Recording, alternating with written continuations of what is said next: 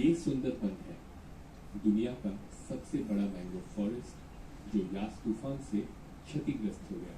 यहाँ के हजारों मकान पानी में बह गए।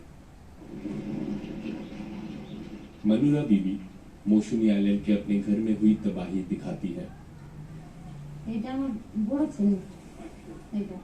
यहाँ मेरे बड़े बेटे का कमरा होता था, इसके बगल में छोटे बेटे का कमरा था और यहाँ हमारा बेडरूम था। चक्रवात के महीने भर बाद भी वो एक अस्थायी शेल्टर होम में रह रही है और ऐसा कोई पहली बार नहीं हुआ है। तूफान के आने से पहले यहाँ शांति थी, पर जब से ये तूफान आने शुरू हुए हैं यहाँ शांति खत्म हो गई है। देखिए हम कैसे रह रहे हैं, पूरा इलाका पानी में डूब गया है। यास बीते 3 सालों में सुंदरबन में आने वाला चौथा चक्रवात था। 2020 में अम्फन आया था और साल 2019 में बुलबुल और फनी तूफान आए थे। हम लोग मछली साफ कर रहे थे और लंच की तैयारी कर रहे थे, तभी चारों तरफ से पानी आना शुरू हो गया। इतना पानी भर गया कि दरवाजे तक फंस गए। मैं किसी तरह बच के निकली। पानी का बहाव इतना तेज था कि मुझे लगा कि मुझे समंदर तक धकेल देगा। वैज्ञानिकों का कहना है कि वैश्विक तापमान बढ़ने से हिमालय की बर्फ पिघल रही है, जिसकी वजह से सुंदरबन के आसपास समंदर का जल स्तर बढ़ रहा है और इसकी वजह से आसपास के आइलैंड डूब रहे हैं और यास और अम्फन जैसे बेमौसम तूफान आने लगे हैं। Why Sundarban is much more vulnerable? घनी आबादी की वजह से सुंदरबन के लिए खतरा बढ़ सकता है। सुंदरबन क्षेत्र में रहने वाले 50 लाख लोगों को सबसे ज्यादा खतरा है। They are the most high risk climate communities in this part of the world. Sundarban में रहने वाले प्रभात मंडल और उनकी पत्नी फ्लोरा का घर कई बार बर्बाद हुआ है। এই অবস্থা চারিদিকে জলে রাস্তা হয়েছে। ये घर अब रहने लायक नहीं रहा। ये घर पानी में डूब गया था और अब यहाँ मिट्टी और गंदगी फैली हुई है। मुझे नहीं पता कि हम यहाँ कब तक लौट पाएंगे। नदी का बहाव बढ़ने से तटबंध टूट गए हैं। इस वजह से हम अस्थायी शिविरों में रहने को मजबूर हो गए हैं। নষ্ট হয়ে গেছে, সেই কারণে আমরা এখানে এসে हर साल हमें ऐसे ही रहने को मजबूर होना पड़ता है। अगर वो नदी के मुहाने पर मजबूत बांध बना दे तो हम बच सकते हैं। कुछ रात पहले शिविर में मच्छरदानी के ठीक बाहर एक जहरीला सांप था।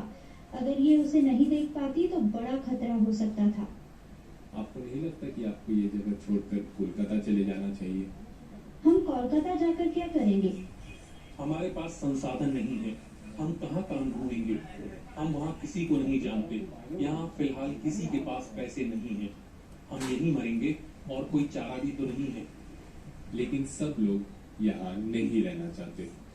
लाखों लोग ऊंची जगहों पर या कोलकाता जैसे शहरों में काम करने चले गए हैं। यहाँ रोजगार का मुख्य जरिया खेती और मछली पकड़ना है, पर इन आइलैंड्स पर खारा पानी बढ़ने से ये भी खतरे में है और इसकी वजह से लोगों का पलायन शुरू हो गया है। अध्ययनों से पता चला है कि बड़ी संख्या में लोग औरतों और बुजुर्गों को घर पर छोड़कर निकल जाते हैं और फिर इन्हीं लोगों को घर चलाना पड़ता है और अक्सर मौसम की मार को झेलना पड़ता है।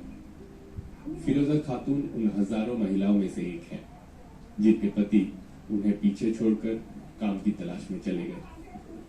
मुझे पता था कि मेरे पति मेरे साथ यहाँ नहीं रहेंगे। इस गांव में शादी करके आई सभी औरतें ही रहती हैं और उनके पति काम के लिए बाहर जाते हैं। मुझे अकेला महसूस होता है, लेकिन किसी को कह नहीं पाती। अपने पति के अलावा और किससे बात कर सकती हूँ? और वो यहाँ है ही नहीं। बच्चा अपने पिता को बहुत याद करता है, लेकिन मैं उसे खेल या पढ़ाई में व्यस्त रखने की कोशिश करती हूँ। जैसे जैसे दिन बीत रहे हैं उसे इसकी आदत हो जाती है। उस दिन जब तूफान आया तो हम खाना पका रहे थे। सब लोग डर गए और अपने घरों और बच्चों की उधार ले लगे। हमें डर लग रहा था कि कहीं छत न गिर जाए, इसीलिए जब तक तूफान चलता रहा हम पलंग के नीचे छिपे रहे। उस रात मेरे पति यहाँ नहीं थे। जब सब कुछ थमा तो मैंने उन्हें फोन करके बताया कि यहाँ क्या हुआ है। पूरा समय वो तनाव में रहे और हम दोनों रोते रहे। कोलकाता में फिरोजा के पति मुस्तकिन एक कपड़ा फैक्ट्री में काम करते हैं। अपने गांव में वो खेती किया करते थे, लेकिन खारे पानी की वजह से उनके खेत बेकार हो गए। मेरी कमाई इतनी नहीं है कि मैं अपनी पत्नी और बेटे को कोलकाता ला सकूं। और भी लोग यहाँ मेरी तरह रह रहे हैं। हमारे हालात पूरी तरह से बदल चुके हैं। अब हम बस यही सोचते हैं कि किस तरह जिंदा रहा जाए। मैं बस यही उम्मीद करता हूँ कि मेरी पत्नी और बेटे के चेहरे पर मुस्कान आ जाए और वो कुछ समय के लिए दुख को भूल जाएं। सरकार और एनजीओज ने कई द्वीपों पर तटबंध बनाए हैं, लेकिन हर बार जब जल स्तर बढ़ता है तो पानी उसे तोड़कर अंदर आ जाता है। If we lose Sundarban, अगर हम सुंदरबन को खोते हैं तो समंदर का पानी कोलकाता तक पहुंच जाएगा। ऐसे में 50 लाख से 1 करोड़ लोगों की जान ही नहीं जाएंगी, बल्कि हम एक वैश्विक धरोहर को भी खो देंगे जिसे पूरी दुनिया को मिलकर बचाना now चाहिए। should be protected by the global effort. उधर सुंदरबन में लोगों को लगता है कि मौसम बदलने से जो हालात पैदा हुए हैं उससे निपटने के लिए उन्हें अकेला छोड़ दिया गया है। सुंदरबन इलाके पर क्लाइमेट चेंज और ग्लोबल वार्मिंग का खतरा तेजी से बढ़ रहा है। मनु रबीबी, फुलोरा, प्रभात और फिरोजा जैसे सुंदरबन के निवासी इसके असर को करीब से देख रहे हैं।